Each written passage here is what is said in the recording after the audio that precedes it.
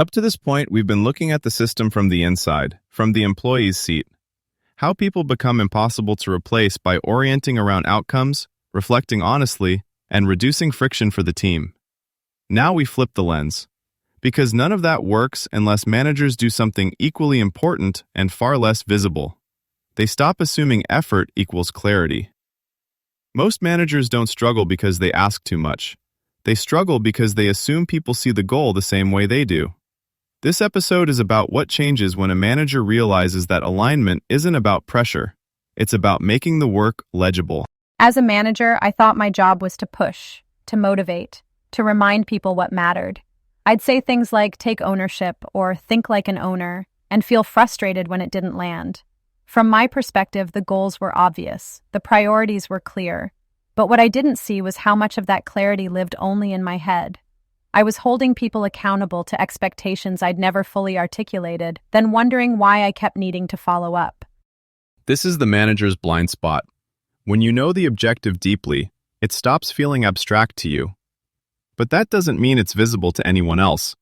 And when expectations aren't visible, accountability feels personal instead of fair.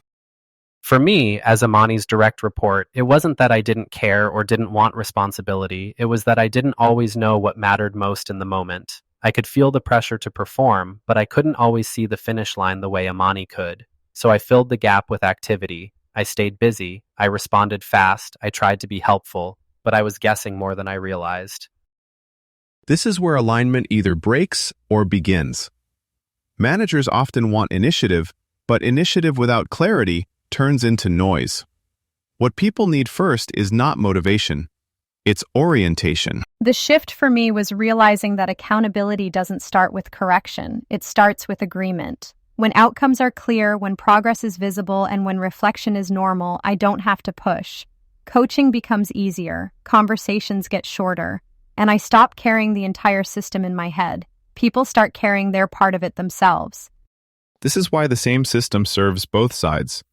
What helps an employee operate calmly and confidently also helps a manager step back without losing control.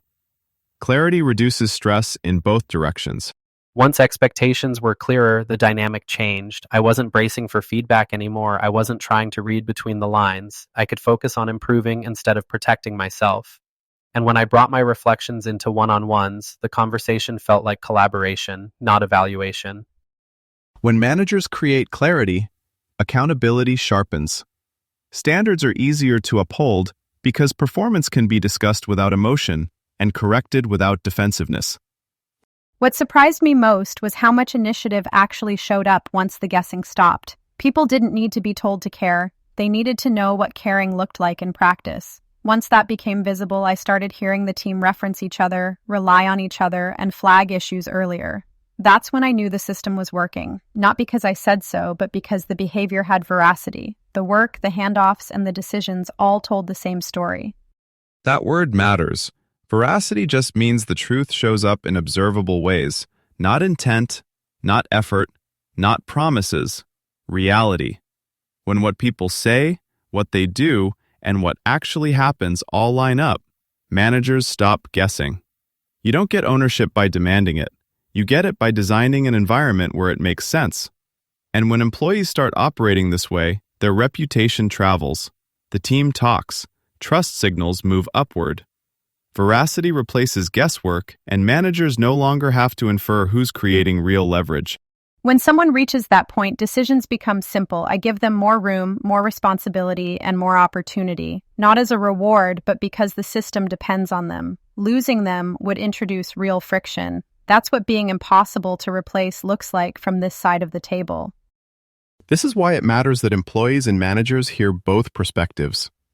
Employees see how value is actually earned. Managers see where alignment quietly breaks down or finally locks in. The system doesn't work because people try harder. It works because expectations are visible, progress is shared, and coaching is grounded in veracity. In the next episode, we'll go deeper into how managers unintentionally create pressure through ambiguity and how fixing that one issue changes everything downstream. See you then.